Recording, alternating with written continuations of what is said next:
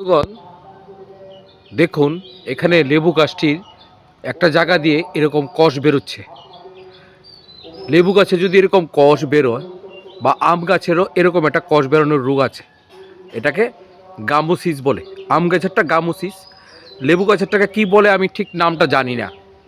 যদি এরকম রস বেরোয় তাহলে এখানে অবশ্যই আমরা ফাঙ্গিসাইড লাগিয়ে দেব। একটা ফাঙ্গিসাইডের পেস্ট তৈরি করে এখন ব্রাশ দিয়ে লাগিয়ে দেবো এটাকে। আরেকটা রাস্তা আছে, যাদের কাছে ফাঙ্গিসাইড নেই তারা চুন আর তুতে মিশিয়ে এটাকে লাগিয়ে দেবে এখানে। এই দেখুন এখানেও আছে, এখানটাও দেখুন কিভাবে রস বেরোচ্ছে। এই দেখুন উপরেও একটা আছে। এরকমই যখন গাছের মধ্যে এইরকম দেখবেন, সঙ্গে সঙ্গে ফাঙ্গিসাইড লাগিয়ে দেবেন এইসব জায়গায়।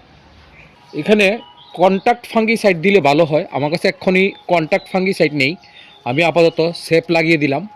এভাবে একটা পাত্রের মধ্যে ফাঙ্গিসাইডটাকে পেস্ট করে তারপর এটা চারিদিকে ঘুরিয়ে এভাবে লাগিয়ে দিতে হবে, তাহলে এখানে আর ফাঙ্গাসের আক্রমণ হবে না। এরকমভাবে শুধু আমরা যেখানে এরকম আম গাছ বা মুসাম্বির গাছের মধ্যে এরকম আপনারা দেখবেন, আম গাছের ক্ষেত্রে সেটা গামোসিস বলা হয়, আর মুসাম্বির গাছের কাছে কী নাম আমি জানি না। এরকম যে জায়গায় আপনারা প্রুনিং করেছেন, কেটেছেন, এইসব জায়গার মধ্যে এইরকম ফাঙ্গিসাইড লাগিয়ে দিলে এখানে আর ব্যাকটেরিয়া ভাইরাসের আক্রমণ করতে পারবে না। এগুলি আমাদেরকে লক্ষ্য রাখতে হবে। হ্যাঁ, এগুলি আমাদেরকে লক্ষ্য রাখতে হবে। দেখুন এখানে লাগিয়ে দিচ্ছি, এই যে, নতুবা এখানে জল ঢুকে ব্যাকটেরিয়ার সৃষ্টি হয়ে যাবে। এগুলি আরও আগেই লাগানো ছিল, কিছু কিছু জায়গা মিসিং হয়ে গেছে।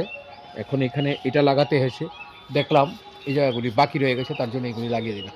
ঠিক আছে, না দিলে কি হবে, এইখান থেকে দেখা যাবে কিছুদিন পরে জায়গাটা পচে গেছে, জ্বালাটা ক্যান্সারে আক্রান্ত হয়ে গেছে। বাস এইটুকু।